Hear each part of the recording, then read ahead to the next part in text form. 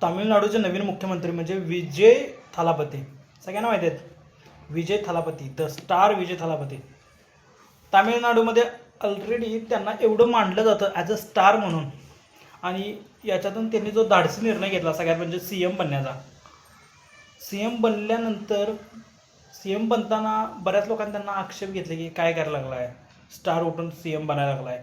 त्यांना वाटायला आता तो मोठा स्टार झाला आहे, तो भाईगिरी नेतेगिरी करू शकतो. एवढं सगळं करून विजय थालापती शेवटी निवडून आला आणि मुख्यमंत्रीचा झाला तामिळनाडूचा. तामिळनाडूचा मुख्यमंत्री झाल्यापासून विजय थालापतीनं असं बरंचसं निर्णय घेतलेले आहेत, जे निर्णय आत्तापर्यंत महाराष्ट्र सरकारनं घेतलं पाहिजे होतं, बट अजूनपर्यंत ते घेतलेलं नाही आहे. बरेच जण म्हणतात की विजय थालापती नवीन सरकार आहे, नवीन राज्य, नवीन गडी, 9 दिवसांचं असतं. बट विजय थालापती जो करतोय ते नक्कीच महाराष्ट्र सरकारनं, देवेंद्र फडणवीसांनी बघण्याची गरज आहे. 2-3 दिवसापूर्वी एक न्यूज आली होती विजय थालापतींना घेतलेल्या एका निर्णयाची. ती म्हणजे विजय थालापतीनं जे पण आता कॉलेज चालू आहेत, जे पण आता शाळा चालू आहेत, लहान मुलांच्या शाळा असतील, लहान मुलांची शाळा असतील, या सगळ्या शाळांचा महाराष्ट्रामध्ये सगळ्यांना माहिती आहे शिक्षणाचा बाजार करून ठेवला आहे. शिक्षणाचा बाजार मी का म्हणतोय, कारण ज्या मुलाला अंगणवाडीत सोडा, आता लोक अंगणवाडी नाही, लोक आता KG आणि UKGला घालतात. तिथं घातल्यानंतर त्यांची फी, ज्या मुलाला बोलायला येत नाही त्याची फी महाराष्ट्रामध्ये 40 ते 50 हजार रुपये फी आहे. 44-50 हजार रुपये एका नॉर्मली शाळेची, KG आणि UKGची. ह्या सगळ्या शाळा कुणाच्या असतात? ह्या सगळ्या शाळा नेत्यांच्या, आमदारांच्या, खासदारांच्या, ह्या मोठ्या लोकांच्या शाळा असतात. म्हणून मी म्हणतोय की हा जो बाजार मांडलाय सगळा आमदारांनी खासदारांनी सगळा बाजार मांडलाय. ह्याच्यामुळं एक्झॅक्टली झाले काय की गरीब जनतेवरती एवढा याचा परिणाम झालाय की आपल्या मुलांना दुसरी मुलं कशी शाळेत जाऊन शिकतायत, चांगल्या शाळेत जाऊन शिकतायत, काय शिकतायत ते तर माहीत नाही. तसं आता गरीब लोकही त्यांना फॉलो करण्यासाठी आपल्या मुलांना ते UKGला KGला घालतात आणि त्यांची फी एवढी भरमसाठ केली 40-50 हजार रुपये, ज्या मुलाला बोलता येत नाही. ही सध्याची महाराष्ट्रातली कंडिशन आहे. याच्यानंतर 1ली ते 5वी 10वीपर्यंत ठीक आहे, महाराष्ट्र सरकारनं शिक्षण फुकट केलं. पण शिक्षण फुकट केलं याच्या पलीकडं त्यांनी बऱ्याचशाच गोष्टी अशा लादलेल्या आहेत या शैक्षणिक उपक्रमावरती, ज्याचा बेनिफिट काहीही नाही आहे. याच्यामुळं इनडायरेक्टली शिक्षणाचा दर्जा कमी झाला आहे. भले शिक्षण फ्री केलं पण शिक्षणाचा दर्जा वाढवलेला नाही आहे.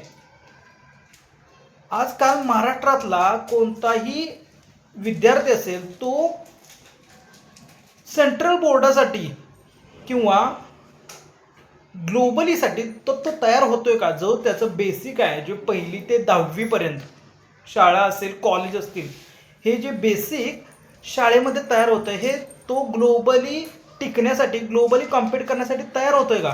तर नाही. यांचं फक्त टार्गेट हे आहे की प्रत्येकाला शिक्षण देणं. प्रत्येकाला शिक्षण देणं टार्गेट असू शकतं, ओके, ते चांगली गोष्ट आहे. बट ती गोष्ट अंमलात आणणं पण चांगल्या पद्धतीनं अंमलात आणणं हे सुद्धा करायला पाहिजे. याच्या उलट इंजिनिअरिंगचं पण करून ठेवलं आहे.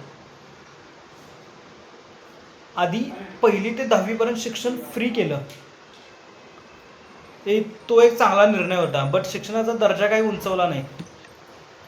दुसरी गोष्ट, आता पाठीमागल्या 3 वर्षापासून मुलींच्यासाठी इंजिनिअरिंग फ्री करून ठेवला आहे. आता ठीक आहे, हा निर्णय गरीब लोकांच्यासाठी चांगला आहे, मायनॉरिटीसाठी चांगला आहे. बट याच्यामुळं डिसॲडव्हान्टेज काय काय आहेत? याच्यामुळं डिसॲडव्हान्टेज सगळ्यात मोठा हा आहे की ज्यांना खरंच त्या शिक्षणाची गरज आहे, ज्यांना खरंच त्यामध्ये इंटरेस्ट आहे,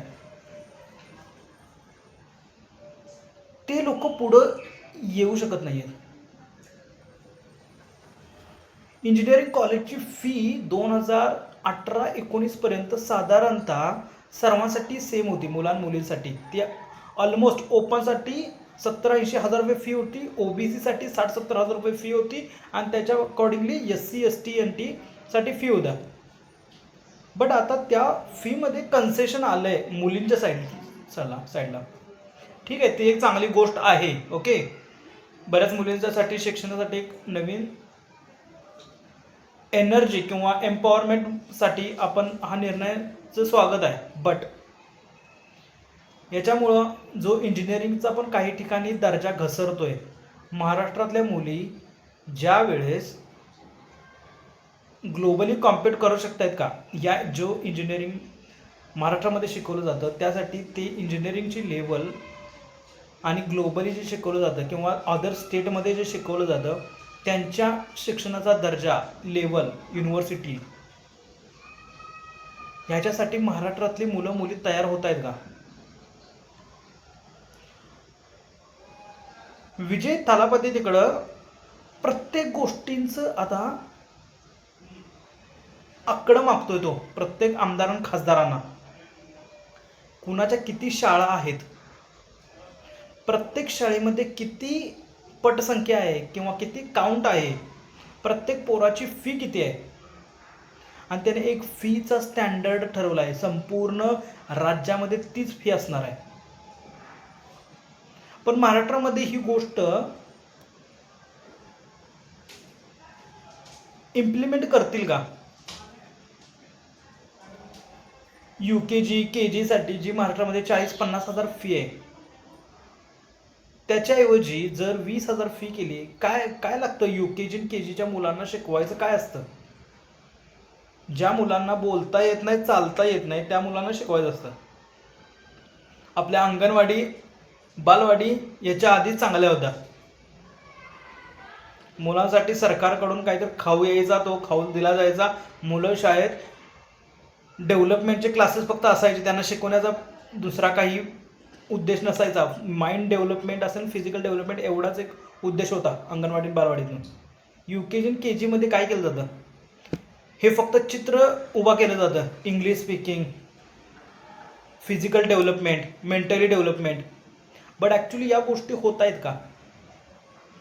आणि ज्या गोष्टींची फी एवढं सगळं करण्यासाठी हार्डली 4 ते 5 हजार रुपये येत असेल खर्च, आणि याच्या पलीकडे जाऊन जो एक्सपेन्सेस येत असेल 8-10 हजार रुपये, ठीक आहे 20,000 रुपये फी मान्य पण करतो. आजच्या या युगामध्ये ऑलमोस्ट एवढी फी मान्य पण आहे. बट 40-50 हजार रुपये फी, त्याच्यानंतर ना विजय थालापतीने एक चार्टच बनवला आहे की 1ली ते 5वीसाठी फक्त 30,000 फी असणार आहे. आपल्या इथं जर बघितला इंग्लिश मिडियम सगळे या आमदारांची आणि खासदारांची जिथं सगळी फी आहे 60,000 रुपये, 70,000 रुपये, 60,000 रुपये, 70,000 रुपये. तुमची मुलं तुम्ही शाळेत घालता 60,000, 70,000, आणि त्यांच्या एवढा तुम्ही शाळेचा दर्जा देऊ शकताय काय? तेवढा तुम्ही दर्जा कधीही देऊ शकत नाही महाराष्ट्रातल्या मुलांना. आणि पण फी तुम्ही संपूर्ण भारतातली फी सगळ्यात जास्त महाराष्ट्रात घेतली जाते.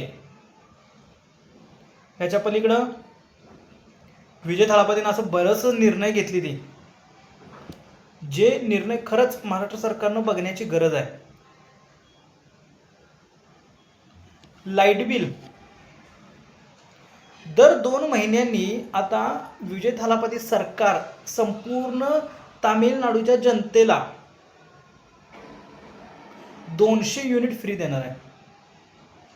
200 युनिट म्हणजे ऑलमोस्ट म्हणजे 3 महिन्यापाठीमागं 1 महिना ऑलमोस्ट फ्री, अर्धा महिना म्हणजे 3 महिन्यातलं ऑलमोस्ट 20 दिवस लाईट फ्री असणार आहे. महाराष्ट्र सरकार लाईट बिल चार्जेस वाढवत आहे. इवन लाईट यांच्या अधनमधनं जात असतात, कुठं तर अजून लाईटही पोचलेल्या नाही आहेत महाराष्ट्रात. ही सध्याची रिअल कंडिशन आहे, जी फडणवीस जो पाठीमागे 10 वर्ष झालं मुख्यमंत्री आहेत, सरकारमध्ये आहेत, आणि त्यांचं सरकार असेल आणि इकडे विजय थालापतीचं सरकार आहे, ते लोक मॅनेज करू शकत आहेत. संपूर्ण भारताला सगळ्यात जास्त टॅक्स कोण देतं तर महाराष्ट्र देतं. मग महाराष्ट्राच्या डेव्हलपमेंटमध्ये एवढ्या गोष्टी मागं का, किंवा जे निर्णय घ्यायला पाहिजे ते निर्णय का घेतले जात नाहीत? कारण या सिस्टममध्ये आमदार आलेत, खासदार आलेत, त्यांचं कार्यकर्ता आलेत. हे सिस्टम तोडण्यासाठी सगळ्यात पहिला माणसांची मेंटॅलिटी चेंज होणं सगळ्यात महत्त्वाचं आहे. कारण आपण कुणाला मत देतोय किंवा कुणाला आपण किंमत देतोय, तो माणूस त्या लायकीचा आहे का ज्याला आपण मत देतोय, हे सगळ्यात बघणं सगळ्यात महत्त्वाचं आहे. आपण बऱ्याच वेळा बघतो 19 वर्षाच्या पोरानं 50 वर्षाच्या आमदाराला हरवलं, 25 वर्षाच्या खासदारानं नवीन खासदार झाला. बट त्या खासदाराला, तो खासदार झाला त्याला सपोर्ट कुठनं आला? काय तो स्वतः एवढा कॅपेबल आहे काय?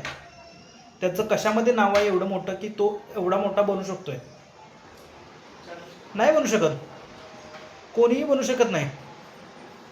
जर त्याच्यात टॅलेंट असेल तर त्यानं स्वतःच्या जीवावरती लढून दाखवावं. कोणीही लढू शकत नाही स्वतः जीवावरती.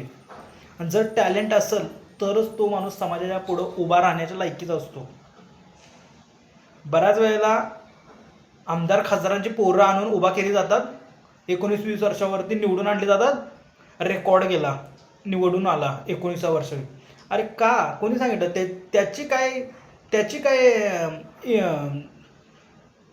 त्याची स्वतःची काय म्हणतो आपण त्याला,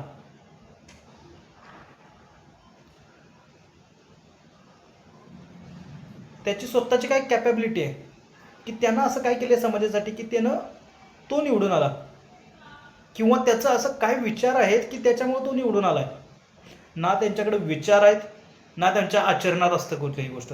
कधीही बघा, आमदार खासदारांची पोरं कधीही कुठल्या शाळेत तुम्हाला दिसतील का? कधीही दिसणार नाहीत.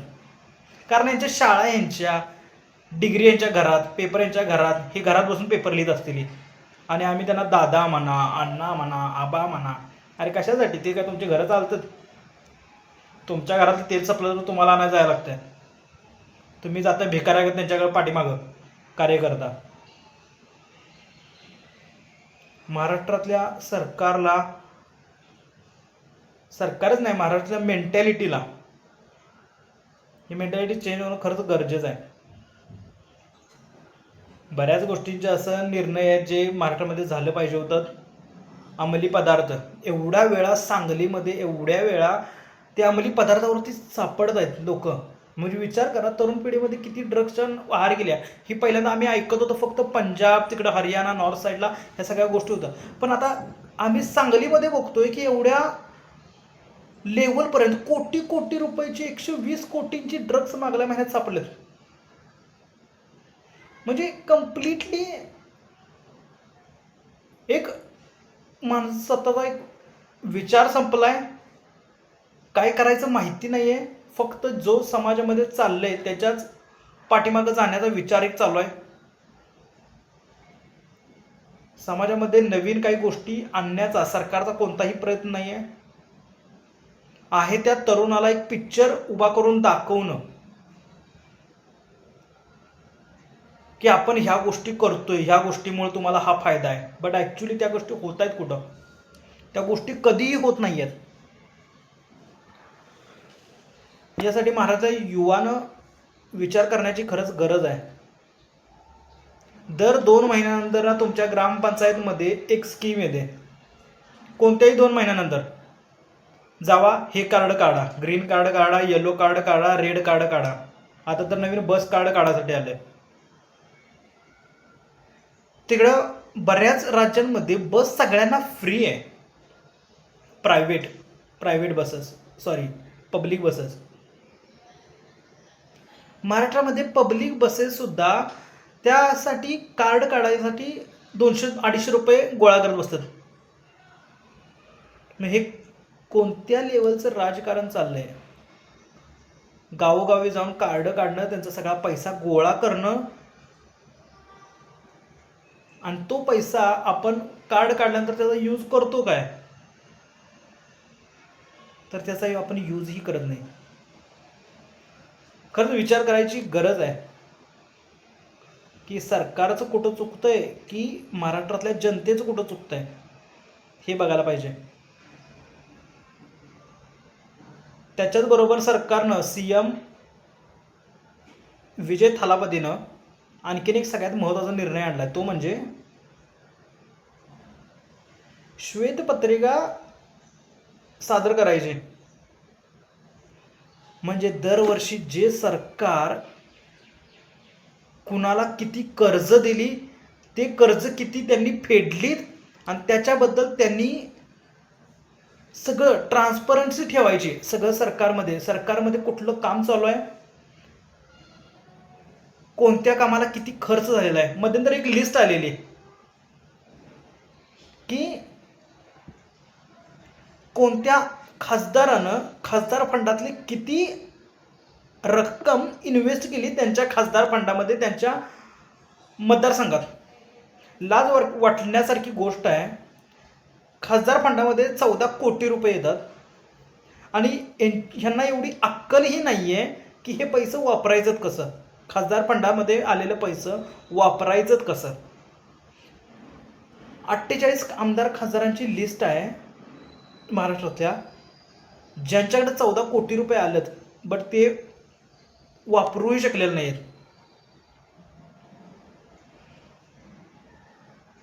हे महाराष्ट्र सरकारनं निवडून दिलेले खासदार आहेत. 60-65 लाख रुपये, 14 कोटीमध्ये 60-65 लाख रुपये ह्यांनी कुठं काढलं असतील, तर कुठंतरी यांचंच एक रानात यांच्या विहिरी बांधल्या असलेल्या, कॅनॉल बांधले असतील, तिथं JCB चालवलं असेल, त्याला त्यांनी 60-65 लाख रुपये इन्व्हेस्ट केला असेल आणि काम झाले म्हणून दाखवलं असेल.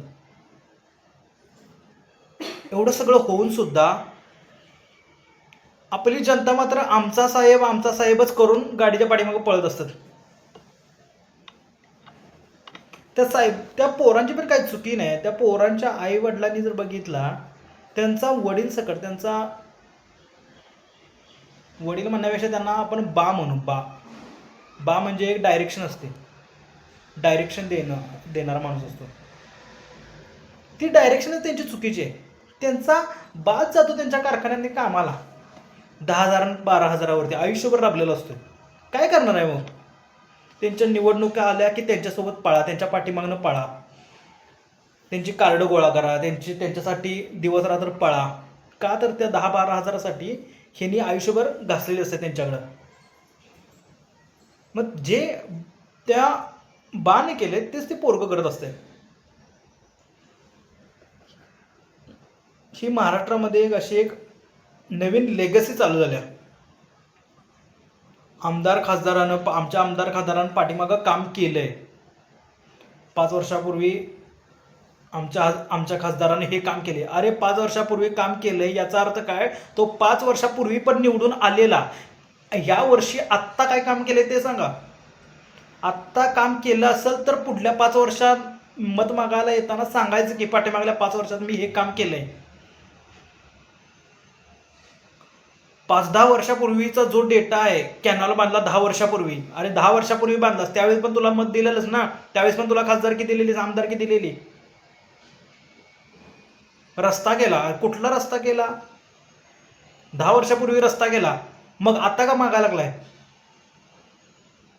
साधिक विचारसरणी पण महाराष्ट्रातल्या जनतेची संपलेली आहे. हे कशामुळं, शैक्षणिक दर्जा, लोकांचा विचार कमकुवत झालेले आहेत, कारण त्या शिक्षणामुळं.